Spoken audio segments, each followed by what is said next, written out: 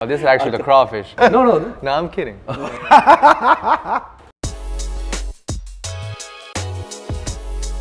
Chinese people have always been part of the makeup of New York City. In earlier generations, there was just a lot of people just coming over, trying to survive. And now what you start to see is just this new influx of the new China. And they want things that are catered to them. That just leads to just a gigantic explosion of restaurants that serve the new China. In Manhattan, they seem to be recreating China. And I think authentic regional Chinese food is something that you probably didn't think you would find in this amount in Manhattan. Yo, thank you everybody for clicking on that video. But first, before we get into it, I gotta tell you about this brand new YouTube channel called Gold Thread that's all about explaining Chinese culture in a cool way.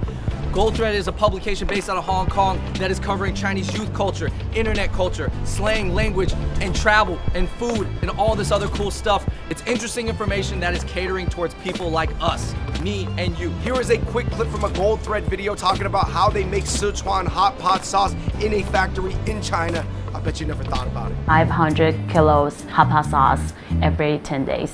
Here in Chengdu, the capital of Sichuan, peppercorns and chili peppers are the prized ingredients. So naturally, the soup base can get quite spicy.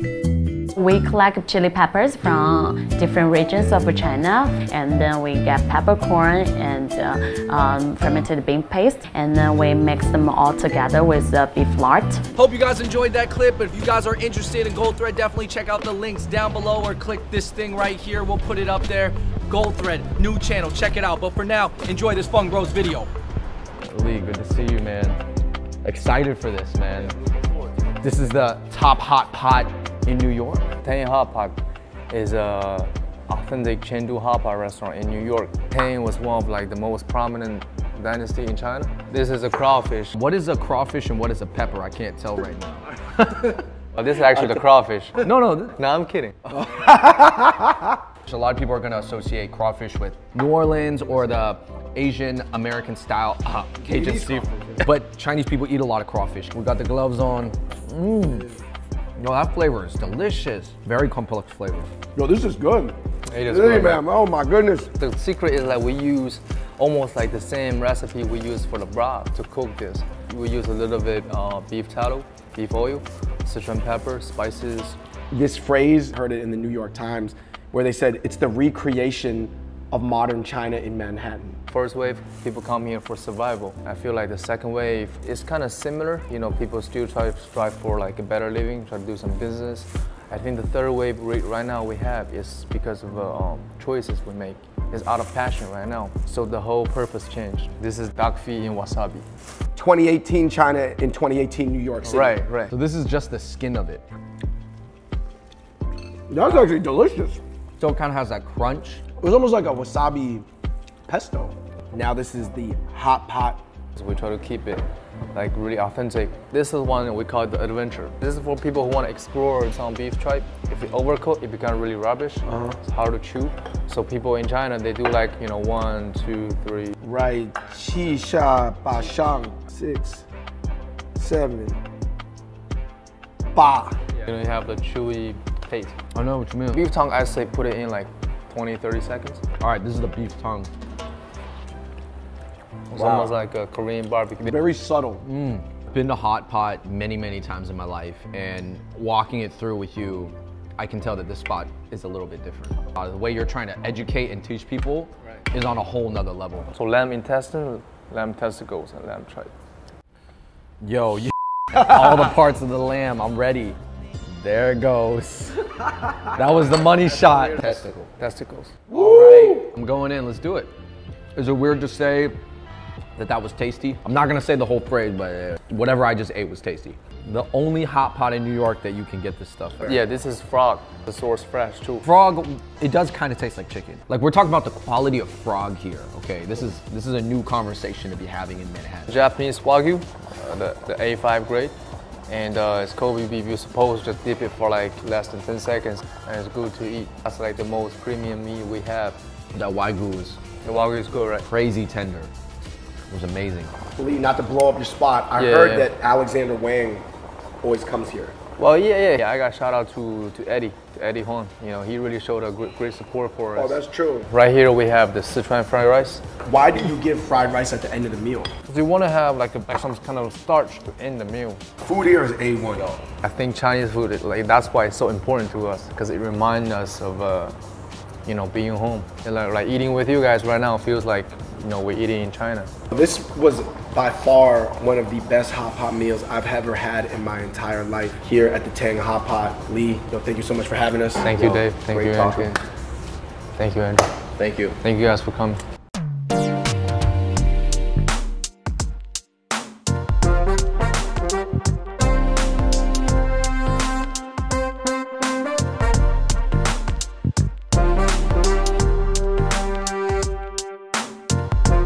Oh my goodness. Mala Project is a Chinese restaurant and we specialize in dry pot. Can you explain to us, we just came from hot pot. What is a dry pot? You select your ingredients and the chef is going to prepare everything for you. Everything is wok fried in the kitchen. The essence of our dry pot is the sauce, combine over 24 different spices and medicines as well.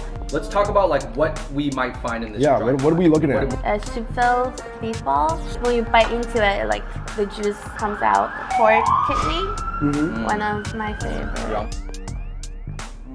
Spinach salad with sesame paste. Hockey sticks. Crazy. Oh my goodness. Gold and silver mantou, very typical traditional condensed milk that you dip into. Here we have the legendary 1,000-year egg. We're trying to bring our childhood memory and like try to present the dishes the same way that we used to have. What do you think it is about Sichuan food right now that whether you're from there or not, but if you're from China, it's like the big thing that everybody loves? The Sichuanese restaurant scene that's booming right now. I think once you have it, you just have to go back. I like how you made it visually appealing to a lot of people. The setting is nice, you have nice plants, aesthetically, you even have these clear chopsticks that are kind of interesting. We have a lot of people trying to buy these. Oh yeah? Yeah, now we're selling them. I think when we open Mala Project, we want the food to be original. We want the atmosphere to be like a Western restaurant where you have nice decor, nice service, nice staff. Because people eat with their eyes. Every single ingredient is different between these two pots. Over here, one of our top sellers, roe-filled fish ball. This is a meatball. Eater just came out with an article and they called East Village Chinatown North. I know, I saw. I think it's good. I was really happy to see all the Chinese restaurants opening up in the neighborhood. But I feel like the most ideal situation is when there's no Chinatown and everybody spreads out. Yeah, I'll tell you, this pot was the hot one, right? This Yeah. was sure. This is the hot, super spicy. Can you talk about the inclusion of this pineapple? That was interesting. It's kind of like a random, off-the-moment idea, just like the poke. My partner, Meng, she heard somebody talking about that in a dry pot, and we were like, okay, why not? So we tried it, and a lot of people liked it. Sweet and spicy, they balance each other really well. The pocky stick, because we put them on there because it's funny. We're just trying to experience as much as we can, more so than fitting in. Amelie, thank you so much for having us here at Mala Project. This was dope. Thank you. Thanks for coming.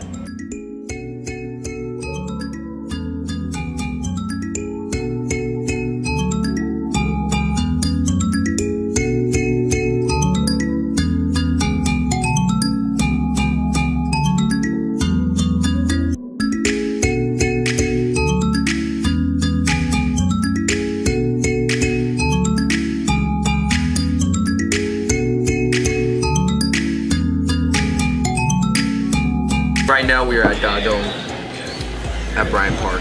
And this is the fanciest Chinese restaurant in New York City. This is the only one that is directly ported from China. This is like bringing that value of Peking duck in New York.